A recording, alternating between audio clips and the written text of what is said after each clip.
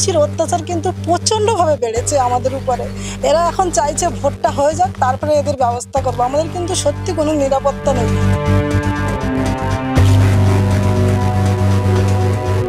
পরিস্থিতি পরিবেশে আর আমরা যা আন্দোলন করেছি সেটাকে মিথ্যে প্রচার করার জন্য অনেক ছেলেদেরকে কাজে লাগাচ্ছে টাকা দিয়ে।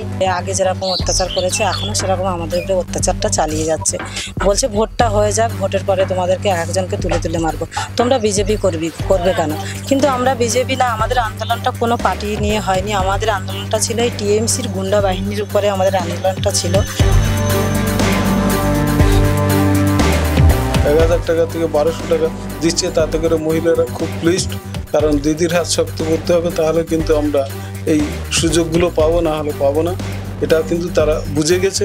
10 তারিখ 10ই ফেব্রুয়ারি 10-15 তারিখের পরেই এরকম রাজনৈতিক রং লেগে সব আন্দোলনটাই বন্ধ হয়ে গেছে।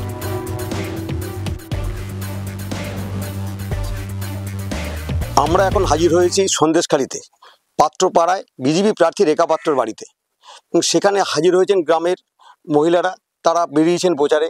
এখানকার কি পরিস্থিতি এই মুহূর্তে তাদের সঙ্গে আমরা কথা বলে জানবো তারা কি বলছেন। দিদি, কি নাম আপনার? আমার নাম রানী বাড়ু। কি অবস্থা এখন এখানে পরিস্থিতি? এখন মোটামুটি এখন তো আমাদেরকে মিথ্যে কেচে ফাঁসানো হচ্ছে, আর সব ভয়ে ভয়ে পালিয়ে যাচ্ছে, পুলিশ আসছে বাড়িতে তোলার জন্যে।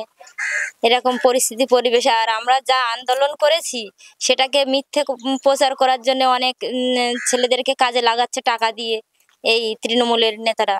এই সব আমাদের যে সত্যিটাকে আমরা যে প্রথম থেকে আমরা যে নির্যাতিত হয়ে এসেছি বিভিন্ন রকম ভাবে, এই জমি দখল থেকে মারধর থেকে টাকা পয়সা কেড়ে নেওয়া থেকে মানুষকে গ্রাম থেকে মেরে তাড়িয়ে দেওয়ার থেকে, তারপরে এই মেয়েদের শ্লীলতাহানি থেকে, সব কিছু থেকে আমরা খুব নির্যাতন ভোগ করছি এখনো পর্যন্ত।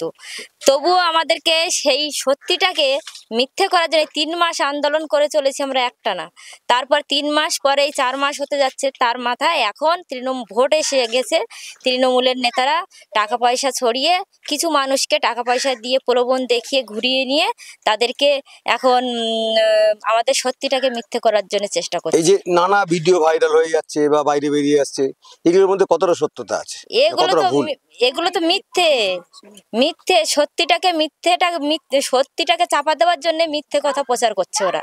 কিন্তু আমরা বিজেপি না, আমাদের আন্দোলনটা কোনো পার্টি নিয়ে হয়নি। আমাদের আন্দোলনটা ছিল এই টিএমসির গুন্ডা বাহিনীর উপরে আমাদের আন্দোলনটা ছিল। তা প্রথমত আমাদের একজনই আমাদের মাথার উপরে আশ্বাস দিয়েছেন, সে হচ্ছে নরেন্দ্র মোদী।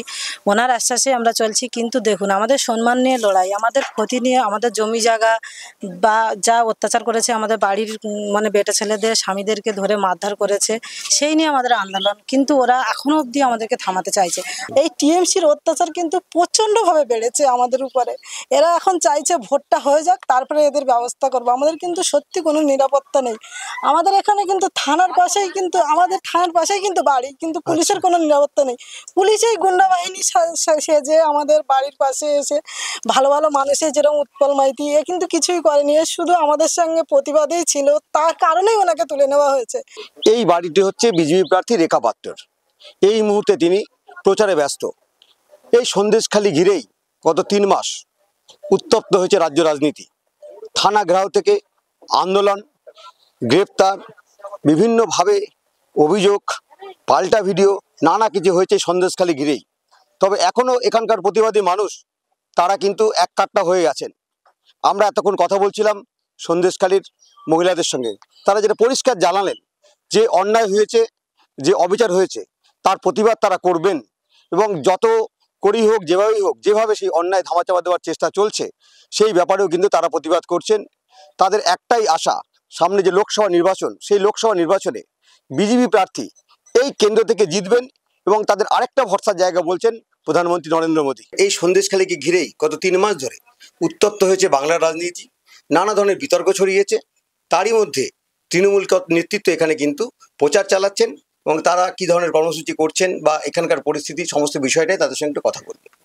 এই মুহূর্তে সন্দেশখালীর কি পরিস্থিতি, আপনারা কিভাবে প্রচার করছেন? এই মুহূর্তে সন্দেশখালী খুব ভালো পরিস্থিতি, কারণ আমরা জানি যেহেতু 3 মাস আগে যে ঘটনা ঘটেছিল সেই তুলনায় আমরা অনেকটা মেরামত করেছি। যেহেতু আমাদের নূতন অঞ্চল তৃণমূল কংগ্রেসের কনভেনার অচ্যুতানন্দ নস্কর মহাশয়ের নেতৃত্বে আমরা যে পুরানো টিম ছিলাম সেইগুলো আবার মাঠে নেমে আপাতত তৃণমূল কংগ্রেসের যে বাংলার অগ্নিকন্যা মমতা বন্দ্যোপাধ্যায়ের যে নীতি, সেই নীতি অনুযায়ী আমরা ডোর টু ডোর যাচ্ছি। কেমন সাড়া পাচ্ছেন আপনারা?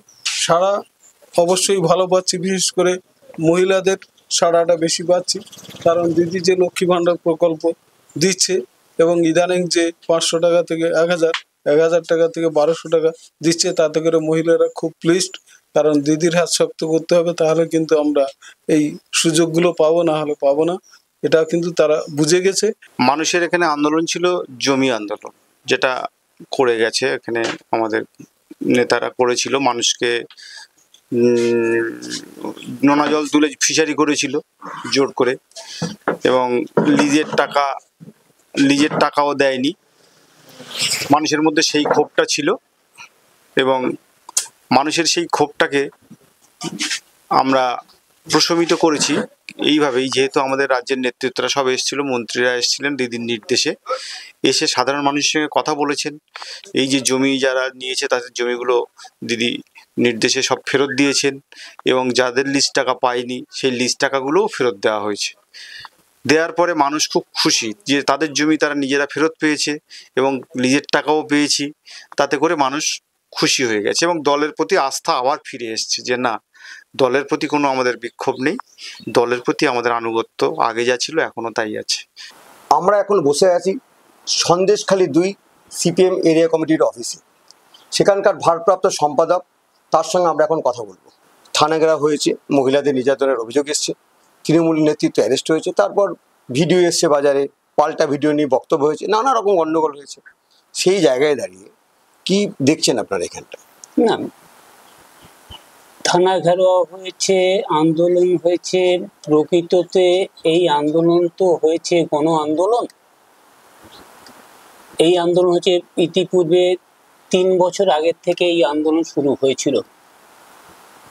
আমরা যখন জমি অধিগ্রহণ হচ্ছে, সেই জমি অধিগ্রহণকে আটকানোর জন্য সর্বদলীয়ভাবে 8 নম্বর কর্ণখালী এসএসকেতে বসেছিলাম। এইভাবে করা যায় না। গরমের ধান ফুটে গেছে, কোনো ধান পাকতে যাচ্ছে, এরকম অবস্থায় সেই জমি যখন বাঁধ দিয়ে জলকর হতে যাচ্ছে, সেই সময় ওই কর্ণখালী 8 নম্বর কর্ণখালী এসএসকে স্কুলে বসে নিয়ে সিদ্ধান্ত হয়েছিল এটাকে আটকানো যায় কীভাবে।